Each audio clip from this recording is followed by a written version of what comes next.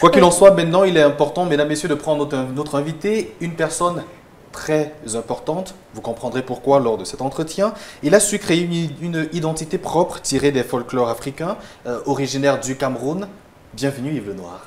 Merci, c'est vrai. C'est un plaisir de t'avoir. Je te présente rapidement Gisèle et je te présente également Laetitia. Bonsoir. Laetitia, Gisèle. Ouais. Okay. Tu n'es pas venue seule. Important peut-être de commencer cet entretien en parlant de celle que tu balades à la fois dans tes scènes, sur tes voyages et même dans les plateaux de télévision finalement, Linda. Linda, c'est la seule et l'unique dans ma vie. Ouais. Actuellement. Bon, après ma maman. Hein. Ça fait combien de temps qu'elle partage ta vie, Linda? Ça fait 24 ans que Linda partage ma vie. Parce que j'ai commencé à jouer en 2000, de la guitare, à faire de la guitare en 2000 à l'église. Et d'ailleurs, c'est la même année où j'ai commencé aussi à chanter. Ouais, 24 ans. Tu fais justement partie de ces artistes-là qui ont eu leur premier amour concernant la musique naturellement dans les églises. Ça commence par les chorales, initiées par qui? La maman, la sœur? Par elle, la maman. Ça commence par la maman. Elle chantait énormément parce qu'elle-même aussi, elle était fille de pasteur. Donc, elle était toujours dans les chorales et on a été bercé depuis l'enfance dans cette mouvance. Là, je viens vraiment d'une longue lignée de très bons chanteurs. Bizarrement, à la base, je n'étais pas chanteur. C'est une autre histoire, quoi. Donc, mais j'ai tellement, l'amour a été tellement grand qu'à un moment donné, je me suis retrouvé à l'intérieur comme ça. Cette passion que tu as pour la musique qui commence à la chorale, amenée forcément de par ta maman, tu es de ces artistes-là qui pensent peut-être que fédérer les énergies pour évoluer, c'est la meilleure des choses. Je suppose que dans cette ambiance de chorale, tu as par la suite créé un groupe avec lequel tu as cheminé. Oui, j'ai cofondé un groupe qu'on appelait Rebuild, qui voulait dire reconstruit. On faisait dans la musique a cappella. C'est d'ailleurs là où j'ai beaucoup travaillé en termes d'arrangement parce qu'on faisait tout avec la bouche. Beatbox, c'est-à-dire batterie avec la bouche, guitare, voix, piano, tout on faisait avec la bouche. Donc on était un groupe de 8 garçons uniquement. Et on réussissait, on avait été un peu inspiré des groupes pentatoniques et consorts, mais on voulait un peu faire ça en Afrique, quoi. Malheureusement, l'école nous a un peu séparés, certains sont partis en Europe, d'autres sont... je pense que je suis pratiquement le seul en Afrique actuellement. Finalement, donc, ils sont tous partis, et ce qui nous a un peu divisés. Donc voilà, fédérer les énergies, c'est pour moi la meilleure manière d'aller loin. Seul, on va vite, mais ensemble, on va loin. Tu parlais de ce talent de beatbox, de beatboxing. Oui. Est-ce que ça t'a quitté jusqu'aujourd'hui? Je ne suis pas sûr que ça m'a complètement quitté. Je suis encore capable de faire quelques petits trucs, mais bon, ça c'est... Pardon? Alors, moi j'ai une question. Oui. Pourquoi le choix de Yves Lenoir après ton parcours, ta jeunesse? Pourquoi tu as choisi ce Yves Lenoir? Pourquoi le noir en fait? Voilà, le noir, ce n'est pas un nom que j'ai au départ choisi. Donc, dans le boys band dont je parle, on était deux Yves. Un était Yves Feba et moi j'étais Yves Ngué. Ben, vous savez, quand on est entre amis, on ne parle pas de patronyme, on ne parle pas de nom de famille. On dit Yves. Et chaque fois on disait Yves, les deux se retournaient. Oui, c'était un problème très fort. Mais lui, il était beaucoup plus clair de peau, un peu comme toi. Et moi, je suis un black. Donc, ce qui fait que c'était facile pour tout le monde de dire Yves le Noir. Le Noir et Yves le Blanc. Yves le Brun. Yves le Noir. Ça calait Yves le Brun, il est quelque part. Il est au Canada actuellement. Et Yves le Noir a calé. Bon, finalement, c'est un nom qui est devenu commun. Et puis, puisque j'ai mis un peu long dans les chorales, c'est un nom qui a calé sur ma peau, quoi. Lorsqu'on met autant de temps dans les chorales, en groupe, et qu'on se retrouve peut-être à être seul, comment est-ce qu'on se sent en tant qu'artiste? Est-ce que c'est compliqué à gérer? Personnellement, au départ, c'était difficile parce qu'il fallait se recréer. Il fallait absolument se recréer, partir je veux dire, de zéro à zéro, quoi. De commencer à zéro. Et là, le déclic, c'était en 2014, finalement? Le déclic, c'était en 2014. Pas vraiment en 2014, mais c'était une étape vers le déclic. Parce qu'en 2014, je fais un casting pour rejoindre le Groove Collective d'André Manga. Donc moi, j'étais même comme ça à la maison. C'est un ami qui m'a dit, tu chantes super bien, pourquoi est-ce que tu ne peux pas faire... Le truc là, ça se passe à Bastos. Je ne connaissais même pas l'endroit. J'y suis arrivé, je ne connaissais même pas les chansons qu'on avait demandées. Il m'a dit, ben, écoute, fais n'importe quoi. Fais n'importe quoi. J'ai fait n'importe quoi et puis on a dit, waouh, lui on le garde. Et puis quand on m'a gardé, j'ai commencé à travailler à André Manga. Je ne sais pas si vous savez qui c'est, un célèbre bassiste camerounais, très international. Donc ça m'a un peu ouvert les portes vers cet univers professionnel. C'est là où beaucoup de choses s'ouvrent parce que quand on est à l'église, on est un peu fermé quand même. C'est pas une insulte, hein. Peut-être j'ai fait... C'est ton expérience. Tu expliques quelque chose. J'ai peut-être fait une boude là. Mais bon, ce que je veux dire, c'est que à l'église, on a cette culture de ne faire que de ne pas aller écouter les autres, voir vraiment qui fait quoi, qui est bon dans quoi, qui excelle dans quoi. Ce qui fait que, bon, moi, ça a été un coup. J'ai vu des nouveaux guitaristes, des gars super forts. J'ai commencé à rencontrer... C'était la même année, j'ai travaillé avec Manu Dibango, j'ai travaillé avec... on a eu l'arrivée de Lokwa Kanza qui nous a fait des masterclass, qui venaient spécialement pour travailler avec nous. Ça fait que voir toutes ces personnes comme ça, je me suis dit, waouh! Donc j'étais à l'école. Voilà comment, voilà d'où l'envie de faire quelque chose d'autre. Après, tu dis c'est une succession de déclics, il y a ça, mais quel a donc été le déclic majeur qui t'amène à embrasser cette carrière solo?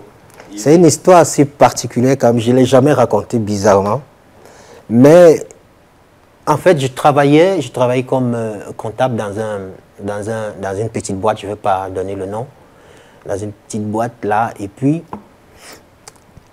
c'était super chaud, quoi. J'avais énormément de pression parce que je n'avais jamais eu de patron dans ma vie. Donc, ce qui se passe, c'est que après un mois de... Je ne vais pas vous expliquer parce que ça va être super long. Un mois de pression dans le travail. Un jour, je suis arrivé devant mon boss, je lui ai dit, je finis de travailler aujourd'hui et j'arrête. En rentrant chez moi, étant vraiment abattu, mais c'est quoi cette histoire de travailler énormément sans avoir... de l'argent, un gain conséquent, c'est quoi cette histoire? Directement, une amie m'appelle comme ça, de façon hasardeuse. Écoute, Yves, tu es où? Il y a un petit concours là que je suis en train d'organiser. Comment est-ce que tu peux venir rehausser la hauteur? Parce que c'est que les gars ne seront pas très forts en chantant. S'il te plaît, viens un peu chanter pour que ça donne quand même l'impression que le concours est sérieux. Voilà comment je me retrouve dans ce concours. Et le gain du concours, c'était un clip, un chant enregistré et un vidéogramme. Donc quand je fais le concours, moi je venais juste pour m'amuser. Et puis au final, ils disent que il n'y a pas vraiment quelqu'un qui chante là. Faisons avec lui s'il est d'accord. Donc j'ai gagné le concours et j'ai eu cette chanson. Et ensuite, j'ai fait le clip. C'est mon tout premier clip sur les réseaux sociaux. C'est comme ça que tu laisses finalement... Et puis je me rends compte que qu'est-ce que je fous depuis? Qu'est-ce que je fous depuis? C'est ça que je fais depuis. Et voilà comment finalement ça devient... C'était quasiment, c'est-à-dire naturel. Je me suis dit, mais je me dérange, je me casse la tête depuis. Je suis musicien, c'est tout. Ouais. Alors, Yves Denoy, tu nous as parlé de André Manga et de Manu Dibango, mais tu as également été bercé par Serge Mabouna. Est-ce que l'expérience au cœur de ces grandes figures de la musique camerounaise a été facile? Est-ce que ça a été facile pour toi de côtoyer Manu Dibango, le célèbre artiste? Manu Dibango, je voudrais préciser, parce qu'à un moment donné, il faut être honnête. Manu Dibango, c'était de courte durée. Et je ne pense pas qu'on a fait 2 semaines de travail. La personne vraiment qui m'ouvre les portes énormément, c'est après ça, parce que le Groove Collective n'a pas vraiment fait long. Donc, c'est Paul Serge Mabouma, comme tu l'as nommé tout à l'heure, le leader de ma case. C'est un peu comme mon parrain, c'est un peu comme mon papa dans la musique. C'est lui qui m'a mis là au milieu et qui m'a fait tamponner toutes ces personnes encore vraiment et m'a permis d'exister en tant que musicien. Est-ce que ça a été facile? Non. Pourquoi? Parce que tu arrives à un endroit, tu es sûr que tu es bon. D'ailleurs, on te dit que tu es fort, quoi. Tu chantes super bien. Donc maintenant, tu peux commencer à apprendre. Tu comprends ce que je veux dire? Lorsque tu penses qu'en fait, oui, ben, je suis bon, donc je peux dire avec Mabou m'a dit, tonton Mabou m'a dit, tu peux apprendre. Ouais. Donc, viens là, voilà la salle, tu peux répéter, c'est ta maison, tu fais comme tu veux, mais tu apprends. Et puis finalement, on comprend pourquoi il y a cet écart, parce qu'on parle d'une carrière solo qui commencerait, entre guillemets, en voilà, 2014, et le premier album qui sort, le premier EP, finalement, qui sort en 2018. C'était le temps. Le temps d'apprentissage. La particularité que tu as, c'est de mettre en avant ta langue maternelle. Après, tu parles énormément de langues, ton pays d'origine, ouais. Le Cameroun, à la fois le Bassa, qui est la langue de ton papa. Ouais. Et également, avant le début de l'émission, tu me disais que tu parlais également Manguissa, tu parlais Ewondo. Ça, c'est une information que je n'avais pas encore donnée aussi. Mais oui, je parle beaucoup. Ma maman, elle est Yezoum, ouais. Le Nanga. Donc, en fait, elle est de Koteng. Donc, un peu dans les fins fonds de Koteng, les forêts de Koteng. Donc, elle est Yezoum. Je parle super bien le Yezoum. Vous savez, les femmes, elles dominent toujours à la maison. Donc, à la maison, on parle le Yezoum. Mais papa nous parlait toujours en Bassa. Donc, on était au milieu d'une espèce de truc là. Papa parle en Yezoum. Maman parle en Yezoum. Papa parle en Bassa. Tu réponds ici en Yezoum, tu réponds là en Bassa. Et puis, parfois, on infiltre le français. Parce que papa était instituteur. Tu infiltres le français, ça a créé un truc. Ouais, une richesse, une source forcément culturelle, de l'énergie dans la maison. Du coup, je bascule aisément d'une langue à une autre. Et on se demande. Et ça se voit facilement de par les différentes compositions que tu nous donnes. On parlait de 2018, cette EP Koba. Oui, Koba. Et puis finalement, tu reviens 2 années après avec cette fois-là un album. Oui, un album. Koba, ça c'est le premier album. Par contre, ça c'est le premier EP. Ouais. Le premier EP, quand je reviens avec l'album, c'est Ingel. Exact. Ingel en Bassa veut dire sur le chemin. Tu étais sur le chemin de quoi aujourd'hui? Justement, je sentais que je me cherchais. Donc, à un moment donné, quand tu apprends, tu cherches à poser ta main, tes pieds quelque part. Qu'est-ce que je suis? Je fais quoi exactement? Je suis un bon chanteur, oui. Je suis super chanté comme un Américain, oui. À un moment donné, j'ai même été maestro dans mes chorales partout. Oui. Mais finalement, qu'est-ce que tu proposes au monde entier en tant que personne, en tant qu'identité authentique? C'est ce chemin-là. Il faut absolument construire, savoir où est-ce qu'on va. Qu'est-ce qu'on va chercher pour donner au monde entier finalement? Ouais. C'était ça sur le chemin. Et vous vous rendez bien compte que dans cet album, il y a beaucoup de choses que j'ai mis à l'intérieur. C'était pas assez centré. Il y a un peu de français, il y a un peu d'anglais, il y a un peu de bassa, il y a un peu de... C'est à l'image vraiment de comment ça se passait à l'intérieur de ma tête. Quand on parle de Yves Lenoir au quotidien, même lorsqu'on parle de toi à tes collègues, il y a un narratif, c'est un conglomérat de narratifs finalement positifs. Et ce qu'il y a de magnifique, c'est que tu fais partie de ces artistes-là qui aiment fédérer au niveau des valeurs patriotiques et même patriarcales. C'est important pour toi de ramener à la fois les jeunes et même les plus âgés à retrouver finalement les sentiers des cultures et des coutumes. Oui, il est hyper important de trouver non seulement un juste milieu, mais de faire un compromis entre les générations, mais aussi entre ce que nous sommes. Il faut savoir que nous sommes une grande richesse culturelle qui vient depuis des centaines et des centaines d'années. Ouais. Ça, c'est une vérité parce que les explorateurs ne sont pas venus avec la civilisation en Afrique. Maintenant, la colonisation, malheureusement ou bien heureusement, je ne sais pas exactement, je suis ni pour ni contre. Ce que je veux dire, c'est que ça fait partie de notre histoire finalement déjà. Et il va falloir qu'on fasse avec et qu'on compte aussi l'histoire de cette étape de notre vie. Il est donc important que nous sachions faire la part des choses. Qui nous sommes exactement? Nous sommes un ensemble de valeurs, un ensemble de cultures qui, à un moment donné, a heurté une culture qui vient d'ailleurs. Et c'est ça que nous devons pouvoir offrir au monde. C'est pourquoi, à un moment donné, les connaissances que j'ai, l'instrument que j'utilise, ben, il n'y a pas ça en Afrique, ça, particulièrement. Nous avons le mvet, nous avons les calbasses, nous avons la guitare. C'est ce que j'ai appris. Donc, forcément, c'est issu du néocolonialisme. Ça, c'est l'héritage de la colonisation qui est finalement ancré en nous. Maintenant, je prône énormément le besoin, l'importance d'aller chercher un peu plus loin.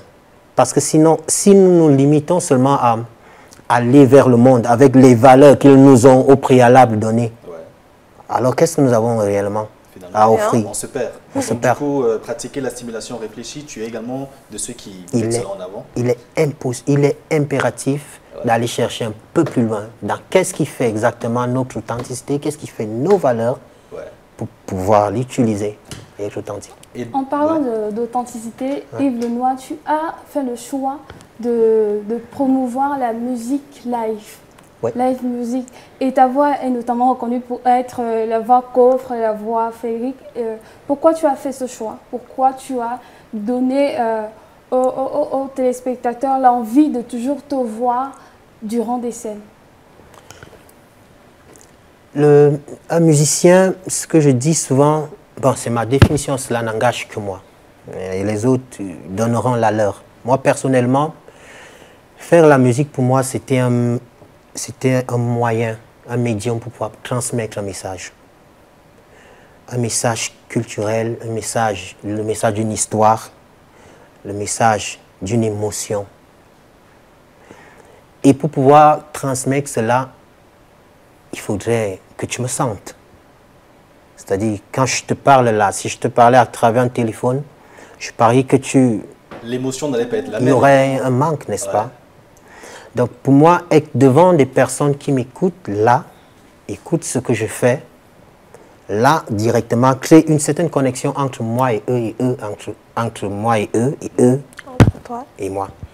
Pourquoi utiliser les mots lorsqu'on a finalement l'acte? On parlait, avant que tu n'arrives sur ce plateau, de cette prestation live que tu allais nous offrir. C'était compliqué de choisir le titre, mais au final, on a déjà la chanson que tu vas faire en live, c'est laquelle? Je vais faire Mbayem. Mbayem. Vous écoutez, mesdames, messieurs, vous regardez Urban Tube à la télé. On a le plaisir d'avoir Yves Lenoir qui va nous produire justement cette prestation en live avec Linda. Linda.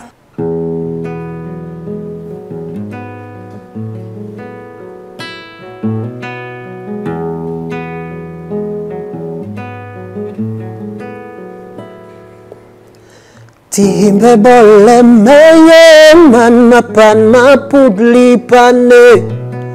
Timbe bolle dingi bela pilambe bikala sine. Timbe bolle mandap mes dingi ongok moni bitik a. Timbe bolle dingi ni bikai ni jango. Timbe bolle lia belia. Big women Pendariga Islam bias Keriada Bolenyo Digwine Ngweha Timbe Bolenyo Digwine Mandapa Maliga Mera Banandeg Masa Diginyo Kimenogdale Meye Imba Yeme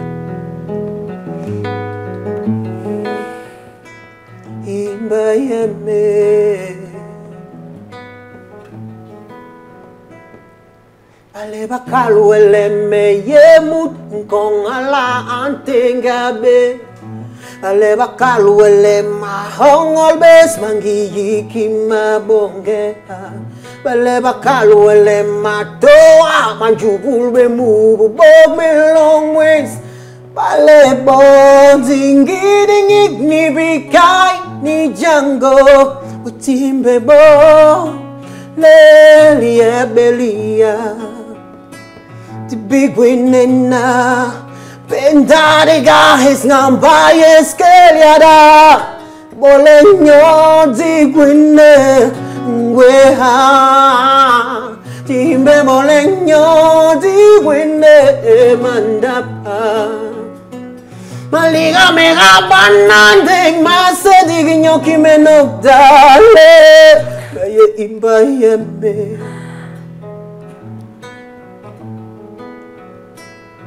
Imba yeme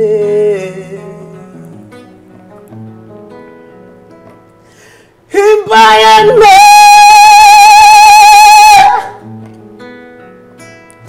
Imba yeme Imbayame